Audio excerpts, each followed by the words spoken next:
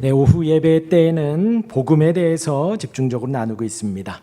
우리 브니엘에서 야곱을 만나 주신 하나님 말씀을 나눴지요. 야복강에서 하나님을 만난 야곱이 야곱에서 이스라엘로 바뀌었습니다. 저와 여러분들이 각자의 이름에서 신영주에서 성도의 이름으로 그리스도인이라는 이름으로 우리가 바뀌어져 가지요. 이스라엘로 이름이 바뀌고 삶이 바뀌었습니다. 그리고 야곱은 자기가 앞으로 내놓은 4대나 더 되는 그 때가 중요한 게 아니라 지금 주님 나에게 축복하소서, 지금 주님 만난 게 난 너무 좋습니다. 근심과 걱정으로 무릎을 꿇고 기도의 문을 열었는데 하나님을 만나고 나니 그 모든 근심과 걱정이 싹 사라진 거예요. 그 브니엘에서 하나님이 야곱을 만나 주셨습니다. 그리고 지난 시간에는 하나님으로만 가능하다 했죠. 부자가 천국에 들어가기가 낙타가 바늘길을 통과하는 것보다 더 어렵다라고 하니 제자들이 묻죠. 그러면 누가 과연 천국에 갑니까? 부자는, 우리가 생각하기에 부자는 하나님 축복하셔서 구원하셔서 복 주신 것인데 부자가 가기 그렇게 어렵다면 누가 과연 천국에 갈 수 있습니까? 우리 주님 말씀하셨지요. 사람으로서는 할 수 없으되 하나님으로서는 가능하다. 이것이 복음입니다. 하나님으로는 가능하다. 하나님으로는 가능하다. 우리 예수님께서 가르쳐 주셨지요.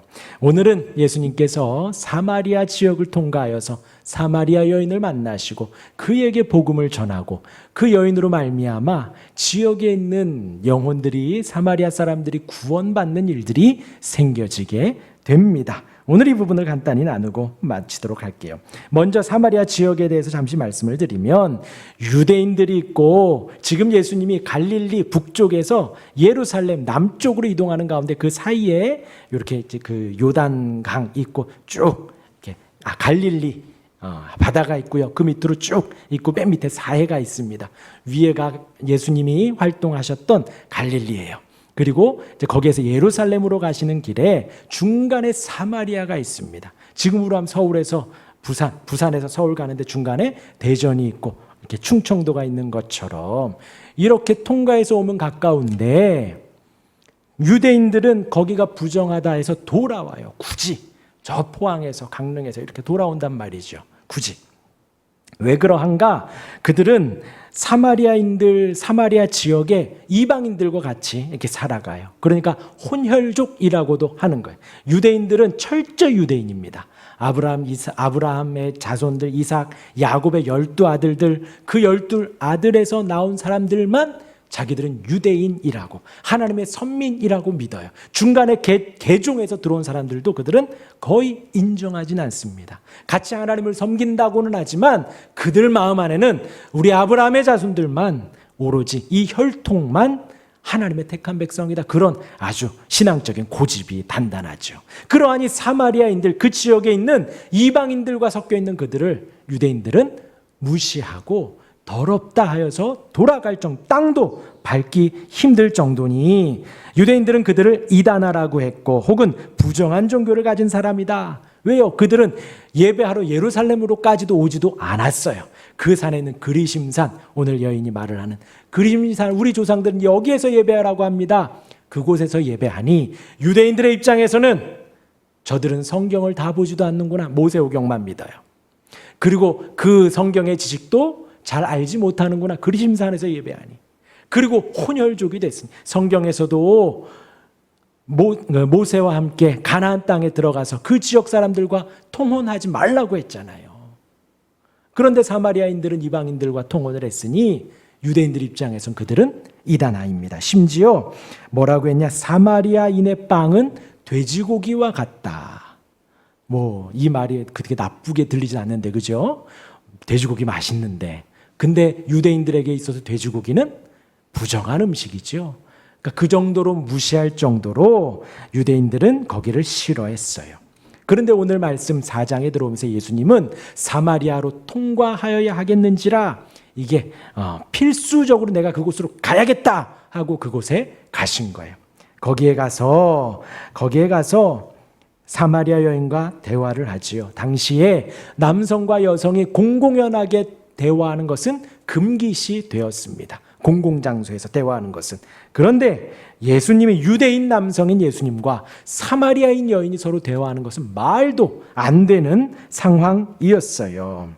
그런데 그 지역을 예수님이 통과하시면서 이 여인을 만납니다. 그 자체가, 그 사마리아 지역으로 간 자체가, 이 여인과 대화한 그 자체가 예수님에게 있어서 당시의 관행을 깬 거예요.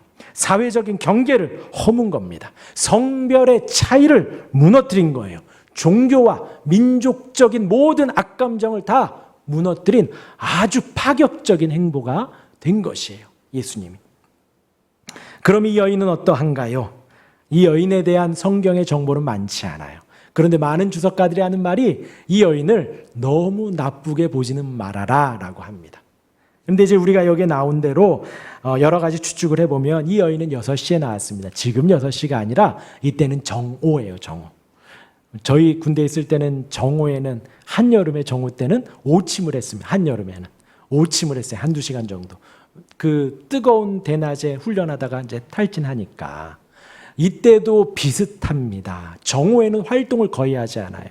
특히 물을 뜨러 가는 시간은 아침이나 저녁, 해 떨어지면 시원할 때 같습니다. 근데 이 여인은 정오에 어느 누구도 물을 뜨러 오지 않을 그때에 물동이를 들고 물을 뜨러 온 거예요. 그것을 우리가 추측해 보면 다른 사람들과의 관계를 하고 싶지 않거나, 사람 만나고 싶지 않아, 나는 만나고 싶지 않아, 그렇던 거나, 아니면 지역적으로 사회적으로 약간 왕따가 됐거나, 뭐 이렇게 표식이 나서, 뭐 요즘 같으면 뭐 전자발찌가 있다든가 무슨 좀 표식이 나서 그 사람들 좀 이렇게 멀리하는, 그러니까 자기가 알아서 이렇게 나오던가, 아니면 자기가 그냥 대인기피증이 있어서 사람 만나고 싶지 않아, 그러니까 그럴 때만, 사람들 없을 때만 다니는 그런 사람이라고 우리가 추측을 할 수 있지요. 그리고 예수님과 대화에서 드러난 정보는 이 사람은 지금 6번째 결혼을 했습니다. 5번의 남편이 갔고, 마지막 지금 같이 살고 있는 6번의 남편도 내 남편이 아닙니다 라고 지금 여인이 말을 하고 있지요. 이것을 추측해 볼 때에 이 사람은 뭐 5명이 다 죽었을 수도 있어요. 사별을 하니 막 다 죽으니 6번째 남편을 만났을 수도 있고, 아니면 악하게 생각했을 때 정말 음란한 여인일 수도 있는 것이지요. 남자 없이는 못 살아. 그러니까 항상 남자를 옆에 끼고 사는 것이고, 마지막 사람도 마음에 들지 않는 것은 마찬가지다라는 것입니다. 정리해보면 성적으로 정말 타락했거나, 그래서 사회적으로 지역적으로 사람들한테 낙인을 찍혀서 피해 다녀야 하는 사람일 수 있는 것이고요. 아니면 좋게 보더라도 큰 상처가 있는 거죠, 사회적으로. 이때 당시에 랍비들도 결혼을 할 때는 3번 정도만 허용을 했습니다. 그러니까 율법적으로 자기들이 해석할 때 3번 정도는 시집장가 가도 돼. 뭐 사별을 했거나 이혼을 했거나 뭐 등등의 이유로 3번. 근데 지금 이 여인은 몇 번이라고요? 6번. 너 그거 굳이 기억 안 해도 된다. 6번을 갔다 온 거예요. 그리고 마지막 그 사람도 마음에 들지 않는다는 거죠. 그러하니 좋게 보더라도 이 사람은 6번의 상처가 있는, 이성에 대한, 사람들에 대한 상처가 있는 사람, 혹은 수치스러운 상황에서 우울증, 대인기피증이 있으니까 외로운 사람 정도로 볼 수가 있다라는 거죠. 그런데 이 상황에서 예수님이 이 여인을 만나줍니다. 처음에 뭘로 시작하죠? 아주 일상적인 대화로. 나에게 물을 좀 달라. 뭐 당신이 뭔데 나한테, 유대인인 당신이 나한테 말을 겁니까? 너는 내가 말하는 사람이 누군 줄 알면 그렇게 말 안 했을 거다. 너 당신이 이 야곱보다 큰 사람입니까? 내가 주는 물을 마시면 영원히 생명을 얻는다. 그 물을 나에게 주십시오. 내 남자를 데려와라. 내 남편을 데려와라. 나는 남편이 없습니다. 그것이 옳다. 처음에 말의 시작은 일상적인 대화입니다. 그리고 조금 마음이 열리자 예수님은 그 여인의 아픔을, 혹은 그 여인의 수치를, 혹은 그 여인의 가장 아픈 부위를 건드린 거죠. 내 남편이 없다는 말이 옳다. 지금 있는 자도 내 남편이 아니다. 이 여인이 정말 깨달은 거예요. 아, 이분은 모든 것을 다 알고 계시는구나. 선지자로구나. 우리 조상들은 여기 그림신산에 예배하라 그러는데 저쪽에서 당신네들은 예루살렘에서 예배하라 그러면 무엇이 옳습니까? 메시아가 온다고 하는데 그가 누구입니까? 그리스도가 온다고 하는데 나도 그 정도는 알고 있습니다. 예수님이 말하지요. 그 메시아가 너가 배운 그 그리스도가 바로 나다. 엄청난 선포입니다. 저와 여러분들도 지금 예수님을 기다리고 있거든요. 2000년 전에 오신 예수님, 그리고 이제 아까 말씀드린 대로 거처를 예배하러 가셨다가 완성하시고 다시 오실 그 주님을 우리는 기다리고 있습니다. 그런데 이 여인은 바로 눈앞에서 내가 바로 그 메시아다 하는 진리의 말씀을 들은 거예요. 이 여인이 어떠합니까? 너무나도 기뻐서 인생의 숙제가 해결이 되고 죄가 용서가 되고 생명을 얻고 활력을 얻어 기쁨으로 뛰어들어가요. 자기가 가지고 온 물동이도 버려두고. 나를 구원하신 그분 가만히 있을 수 없죠. 사람들 앞에 가서 증거합니다. 사람들 앞에 가서 전합니다. 내게 행한 모든 일. 이 여인은 모든 죄 용서함을 받은 거예요. 모든 상처가 덮임을 받고 모든 수치가 덮어졌어요. 얼마나 감사한지 모릅니다. 내게 말한 그 사람, 그는 그리스도라고 동네의 사람들에게 전해요. 사람들이 모이지요. 여인에게 일어난 이 일, 여인에게 발생한 이 일, 여기 있는 저와 여러분들도 비슷하게 있습니다. 우리 주님, 저와 여러분들의 일상 속에 찾아오셨어요.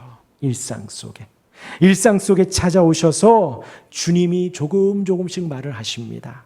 우리의 마음문을 열지요. 교회 다니고 이 오후 예배도 나오고 수요 예배도 오고 금요일 집에서 성경도 보고 기도도 하고 우리의 마음문이 조금씩 열립니다. 마음문이 열릴 때에 감사함이 넘쳐나요. 감사함이 넘치면서 또 하나가 뭐냐? 나의 연약함이 드러나고요. 나의 부족함이 드러나고 나의 수치가 드러나고 내가 밝히고 싶지 않은 다른 사람한테는 꼭꼭 감추고 있는 것까지 주님 앞에 다 드러나요. 그리고 주님은 그것을 용서해 주시고 덮어 주십니다. 그것이 주님의 손길이에요. 나의 부족함이 연약함이 드러나면요. 정말 비참하지요. 내가 이거밖에 안 되는구나 하는 생각을 합니다. 이 여인은 어땠을까요? 결혼을 6번이나 했는데요. 사람들 피해서 지금 낮 12시에 돌아다니고 있는데요. 그런데 그 모든 것을 용납해 주시고 받아주시고 품어주시고 죄를 용서해 주시는 그분 앞에 서는 거예요. 우리도 마찬가지입니다. 주 앞에 나의 모든 더러움이 드러나요.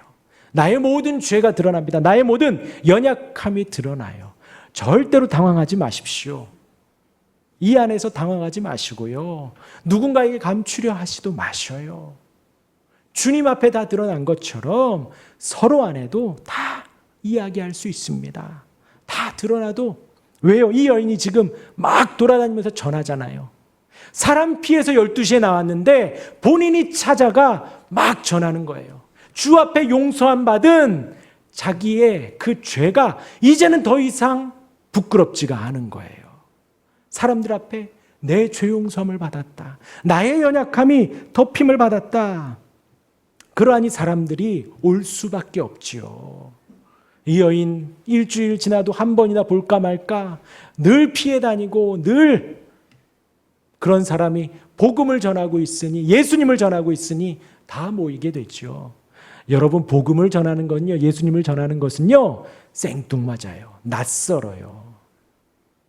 관계전도라고 하는데 제가 보기에 관계전도보다도 어느 누구는 관계가 있던 없던 처음 보던 오래 보던 가족이던 모르는 사람이던 복음은 그냥 전해야 돼요. 선포입니다. 선포. 이 여인이 만약에 지금처럼 한다 그러면 지금 막 이렇게 못 가죠. 갖춰 입어야 되고 막 섬겨주고 요즘에 막 여러 가지 전도 나오잖아요. 아니에요. 전도는 낯선 거예요. 전도는 생뚱맞은 거예요. 예수님의 이름은 그렇게 거룩하고 구별된 거예요.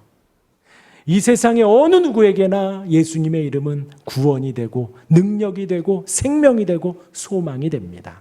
그렇게 해서 많은 사람들이 모이게 되었어요. 그리고 이 여인을 구원하신 예수님, 그 능력이 많은 사람들을 예수님 앞으로 오게 했지요. 그리고 나서 그 사람들이 예수님의 말씀을 듣습니다. 예수님의 말씀을 듣고 예수님을 만나고 예수님을 믿게 돼요. 오늘 본문의 말씀이 39절에 42절이 바로 그 말씀이에요. 그 여인으로부터 전도받은 사람들이 모여서 예수님의 말씀을 듣고 예수님을 믿게 되는 장면이에요. 이 부분에서 로이드 존스 목사님이 이렇게 표현해요. 하나님의 능력과 복음의 능력을 드러내는 위대한 이야기. 사마리아 여인이 구원받고 그 여인을 통하여 사마리아 지역의 그 주변에 많은 사람들이 와서 구원받는 이야기. 이것이 바로 하나님의 능력과 복음의 능력을 드러내는 위대한 능력이다라는 것이에요.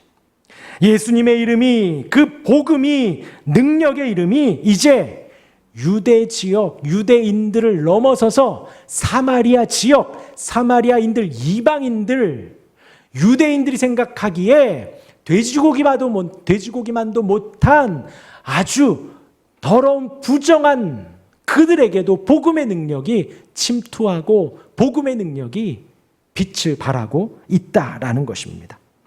그렇게 그 구원받은 이들이 40절과 41절의 말씀을 기록하고 있습니다. 40절, 41절 같이 읽을까요? 시작. 사마리아인들이 예수께 와서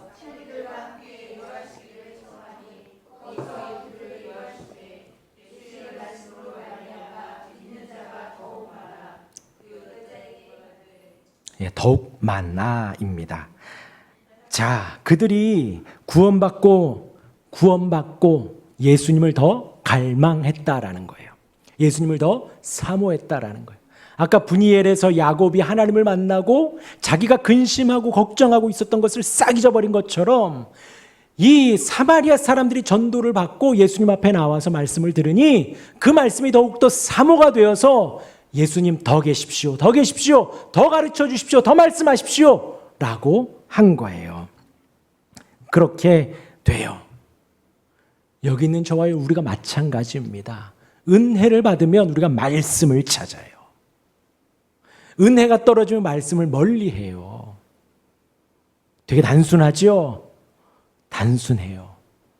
그런데 또 어려워요. 쉬우면서 어려워. 이게 바로 복음이에요. 그냥 성경 펴서 보면 되거든요. 다른 어떤 제가 가지고 있는 주석들 여러분들 다 가지고 있을 필요 없어요. 제가 가진 책들 다 없어도 됩니다. 그냥 성경 보시면 돼요. 그런데 그게 또 그렇게 쉽지가 않아요.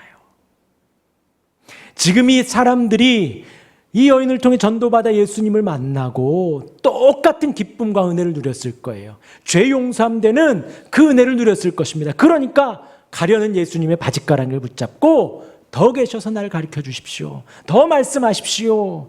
은혜 받으면 말씀을 더 사모하게 됩니다. 이렇게 그 많은 사람들이 구원을 받아요. 이 성경에 기록된 이 말씀은요, 환상이나 거짓이 아니지요. 정확한 사실입니다. 생명을 주시고 소망을 주시고 은혜를 주시며 영혼의 치유를 주시고 평강을 주시며 죄 용서함을 주시는 사마리아 지역의 사마리아인들을 구원하신 놀라운 일들이 있게 되어지는 거죠. 그리고 이들이 다 같이 고백합니다. 42절에 그 여자에게 말하되 이제 우리가 믿는 것은 내 말로 인함이 아니니 이는 우리가 친히 듣고 그가 참으로 세상의 구주신 줄 알미라 하였더라. 우리가 이 자리에 있지만 우리는 많이 착각합니다. 예수님이 그냥 나만의 구주인 것처럼 착각해요. 이 자리에 있으니까 우리 교회의 주님인 것처럼 우리는 착각합니다.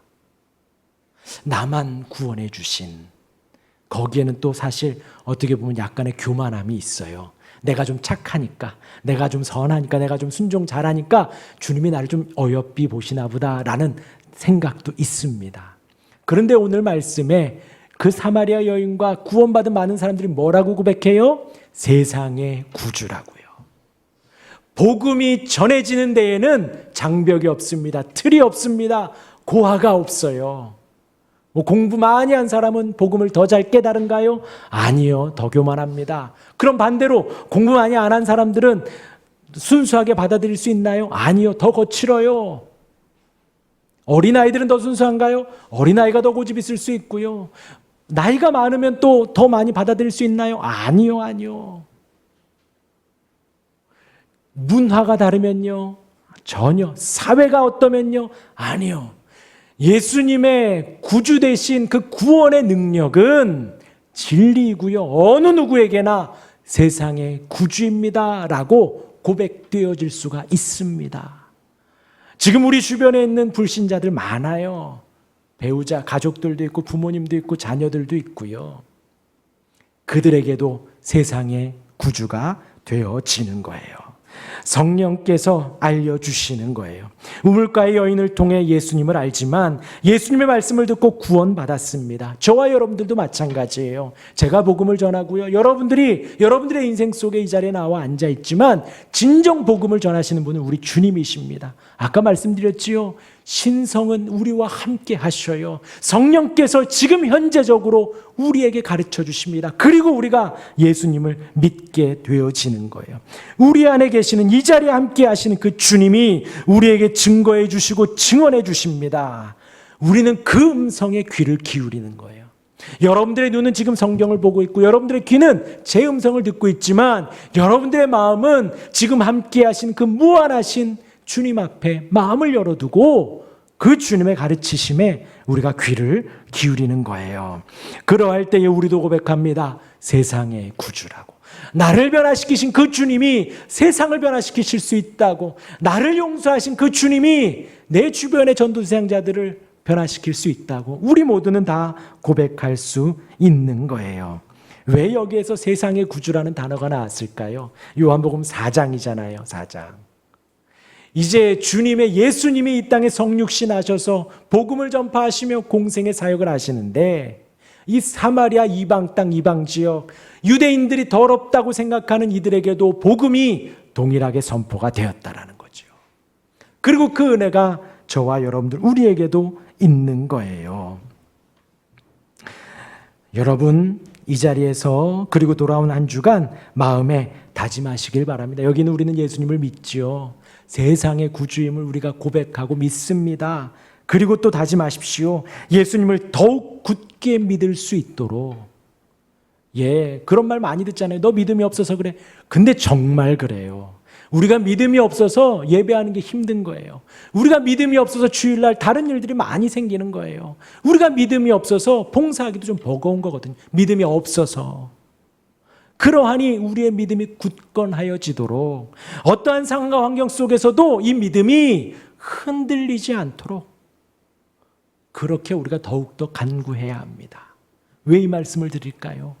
그러한 믿음의 연습이 점점 더 단단해져 갈 때에 우리 신앙의 선배들이 불로, 칼로, 총으로 여러 가지 핍박으로 돌아올 때 아무렇지도 않게 이겨낼 수가 있는 거예요. 지금 이 예배조차도 봉사조차도 버거워하는데 내 목에 칼이 들어오면 나 교회 엄마 따라서 간 거예요. 나 예수님 잘 몰라요. 그럴 수도 있는 거예요. 날마다 우리의 믿음이 굳건해지기를 간구하시기를 바랍니다. 또한 예수님이 여인을 완전히 변화시키신 것처럼 우리 인생도 완전히 변화시켜달라고, 그래서 가장 중요한 생명과도 같은 물동이를 버려둔 것처럼 우리 인생에 있어서 예수님께 집중하는 것 외에는 아무것도 중요하지 않다 던져버릴 수 있는 우리가 되기를 간절히 바랍니다. 성경 읽기를 더욱 노력하시기를 바랍니다. 기도하시기를 더욱 노력하시기를 바랍니다. 우리 예수님 살아계셔서 현재적으로 그때의 여러분들을 가르쳐 주셔요. 그렇게 기도하며 말씀 속에 죄의 유혹에서 이기시고 우리 안에 죄악된 본성이 자리 잡지 못하도록 더욱 힘써 싸워내시기를 바랍니다. 그리고 날마다 선포하십시오. 예수님은 세상의 구주이십니다.